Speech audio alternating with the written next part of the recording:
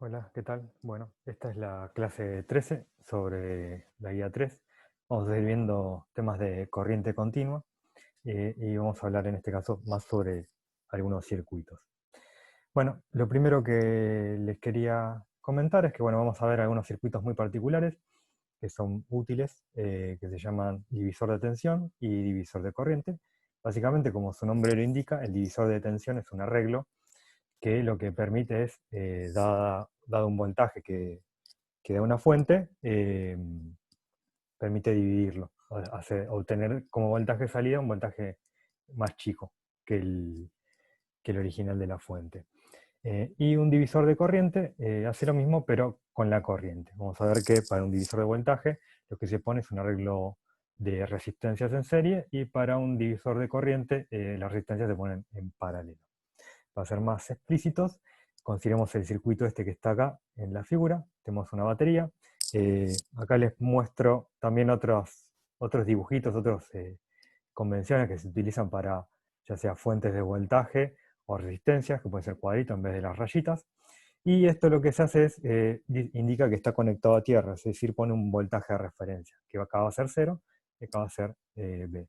Entonces, bueno, simplemente planteamos la corriente en la malla. Acá hay una sola malla, y utilizamos la ley de Kirchhoff de los voltajes, así que la suma de los voltajes en un camino cerrado es 0. Así que bueno, nos da esta ecuación de acá, de la cual se puede despejar la corriente, que es esto que está acá. Entonces, si medimos la caída de tensión a través de cada una de estas resistencias, por ejemplo, cuál es la diferencia de potencial entre A y B, o entre B y el 0, podemos ver que simplemente la caída de tensión a través de esta resistencia R1 va a ser R1 por la corriente que lo atraviesa. Así que simplemente es reemplazar esta expresión que está acá, y obtenemos que la caída de tensión es eh, R1 dividido la suma de las resistencias por el voltaje de la fuente. Y si hacemos lo mismo para la resistencia 2, vemos que es R2 dividido la suma de las resistencias por el voltaje. Es decir,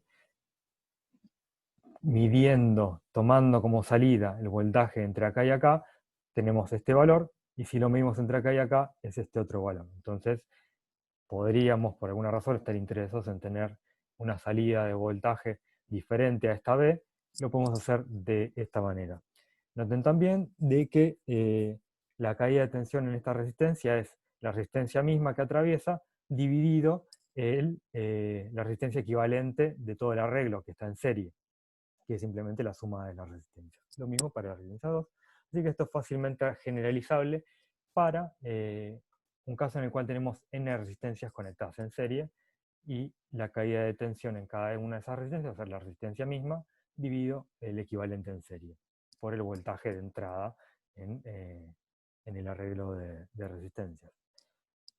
Después, otro circuito que aparece bastante, que puede ser útil o no para resolver algunos ejercicios, es el divisor de corriente. Así como hay fuentes de tensión, también hay fuentes de corriente, que se simbolizan de esta manera. Lo que hacen es proveer al circuito una corriente constante en vez de un voltaje constante. Esto también se podría modelar, creo, con una batería y una resistencia, tal que la corriente que lo atraviesa es B sobre R. Entonces, bueno, viene la corriente, y acá por la ley de Kirchhoff de corriente, esta corriente se divide en una I1 y una I2. Sabemos que la suma de I1 y I2 tiene que dar I, pero bueno, la pregunta es cómo es que se distribuyen. ¿Cuánta corriente pasa por acá y cuánta corriente pasa por acá? En algún sentido, la resistencia es una oposición a que una corriente pase. Entonces, la corriente va a tender a ir por el lugar que menos le cueste. Y por ejemplo, si acá estuviese todo cortocircuitado, toda la corriente se iría por acá. Pero bueno, acá como tenemos distintas resistencias, hay que ver cuánto se reparte en cada una. Entonces, planteamos la caída, la ley de Kirchhoff de voltajes en esta segunda malla, nos da esto, así que obtenemos una relación entre las resistencias y las corrientes, y de vuelta es fácil ver cómo es la corriente, que es esto que está acá. combinando esta ecuación con esta ecuación, obtenemos que la corriente que atraviesa la rama 1 es R2 sobre R1 más R2, es decir, la resistencia de la otra rama dividido la suma de las resistencias, y en la rama 2 es la resistencia de la otra rama dividido la suma de las resistencias. Esto se puede escribir de una manera más simpática como el cociente entre la resistencia, el equivalente en paralelo de toda esta malla, dividido la resistencia que se está atravesando, que es R1. Y lo mismo para R2. Esto nos permite generalizar fácilmente este divisor de corriente a un caso en el cual tenemos n resistencias conectadas en paralelo, en la cual la distribución en cada una de las ramas va a ser el cociente entre el equivalente de todo el arreglo en paralelo, dividido la resistencia que se está atravesando en esa rama, por la corriente de entrada en todo el arreglo de resistencias en paralelo. Bien, otra cosa que les quería comentar, ya vieron en la clase anterior el equivalente de Thevenin para un circuito. En general, cualquier circuito de corriente continua se puede reemplazar por un equivalente que tiene la tensión de Thevenin y una resistencia de Thevenin. Bueno, vieron que la resistencia de Thevenin es cómo se ve la resistencia equivalente de todo el arreglo desde los puntos en los cuales uno está interesado en medir la diferencia de tensión, y después la diferencia de tensión se mide simplemente calculando cuál es la caída entre los puntos que nos interesan. Algo más que les puede resultar útil para resolver algunos problemas es lo que se define como corriente de cortocircuito, que es simplemente ver cuál es la corriente que está pasando por este arreglo que está acá. Y se cumple esta relación. El potencial al circuito abierto es igual a la resistencia equivalente de Thevenin por la corriente de cortocircuito, y este es el potencial de Thevenin. Bien, algunos comentarios sobre algunos ejercicios de la guía que les pueden servir para resolverlos. Son los siguientes. En el problema 10 van a ver que parece mucho un par de circuitos con estas flechitas, y este A sobre R. Esto básicamente es lo que se conoce como un potenciómetro. Lo que hace este A es, esta flechita, es separar resistencias conectadas de esta manera. De un lado tenemos A por R, con A menor que 1, y de otro lado lo que nos sobra, digamos, que es 1 menos A. Entonces este circuito con este potenciómetro acá es lo mismo que está acá. Fíjense que esto es básicamente un divisor de tensión, con las tensiones conectadas de esta manera. Así que cuál es el potencial de salida va a depender de cuál es el valor de A. Si A es 0, el potencial de salida es 0, pues básicamente es como que no hubiese resistencia entre acá y acá, no habría diferencia de potencial. Y si A es 1, estamos agarrando toda la resistencia, A minúscula es 1, estamos agarrando toda la resistencia y que vemos toda la caída de potencial. Bueno, en el problema de 12 tenemos este arreglo de resistencias. Acá les quiero contar un poco para qué sirve. Esto se parece a uno de los ejercicios que vimos en la guía de capacitores, pero con resistencias. Esto es lo que se conoce como un puente de Wheatstone.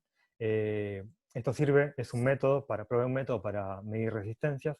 En el problema de la guía no tienen esta flechita que está acá. Esto es para indicar que es una resistencia variable.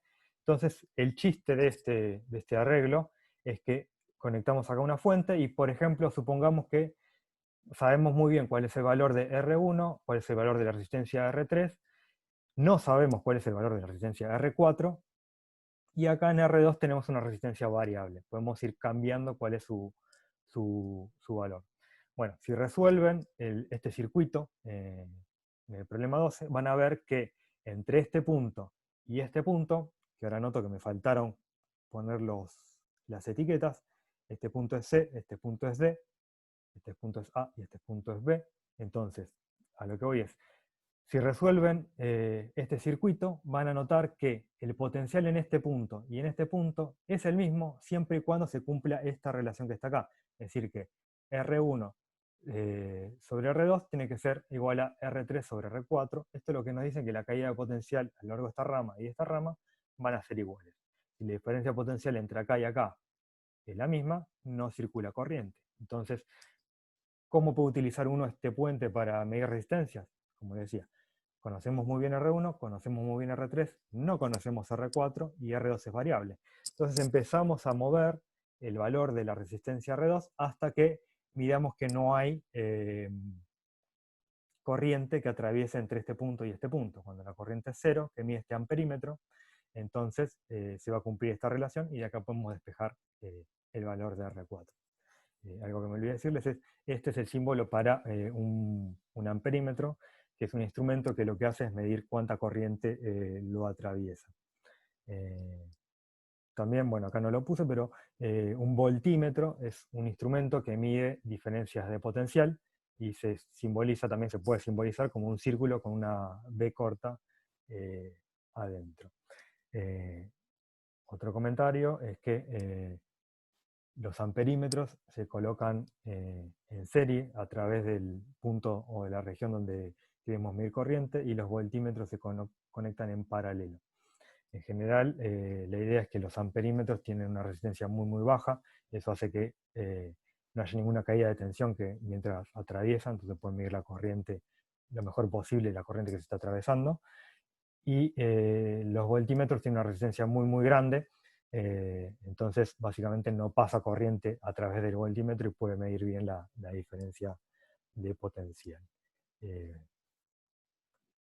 Bien, lo último que les quería comentar es, en este problema, el problema 13 le dice que los capacitores ya están cargados, es decir, uno conecta esto y le lleva algún tiempo a los capacitores cargarse, asuman que ya están cargados, es decir, no va a haber corriente que circule entre estos dos puntos y tampoco entre estos dos puntos.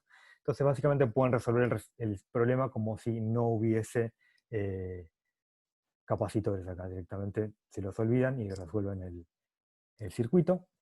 Sí les va a interesar cuál es la diferencia potencial para saber cuánto es la carga que acumula cada uno de estos capacitores, pero para el resto se lo pueden olvidar. Y les puede resultar útil pensar esta parte como si fuese un divisor de corriente, un divisor de tensión.